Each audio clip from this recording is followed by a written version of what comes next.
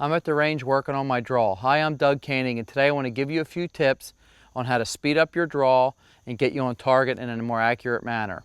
The most important thing I feel with the drawing from a holster, is your holster position, okay?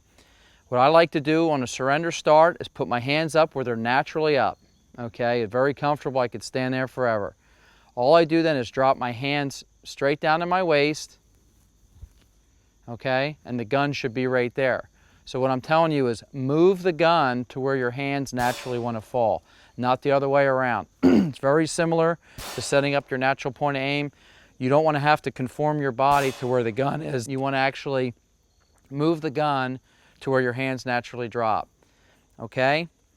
The other technique that I use, I basically explain it, it's like scooping the gun out of the holster. As I come down, I pause just slightly on top of the gun, and then with these 3 fingers, I'm scooping the pistol out of the holster, addressing the target, taking the safety off, and firing the shot, okay?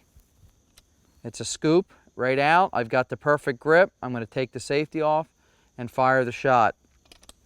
When you're working on your draw, you shouldn't hear your hand smacking on the gun, the grip safety slapping, anything like that. It tells me you're hitting the gun too hard.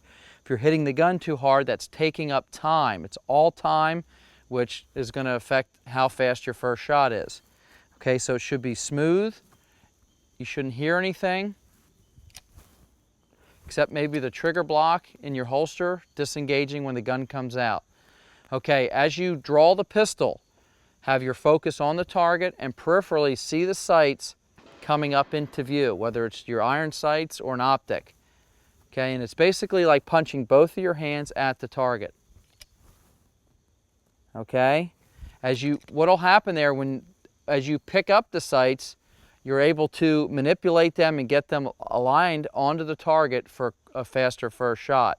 Now, even though I've been doing this for 25 years, I do all my dry firing at home, my holster set up at home. I get everything set so when I get to the range, okay, my time's valuable. I want to actually be shooting when I get to the range, okay?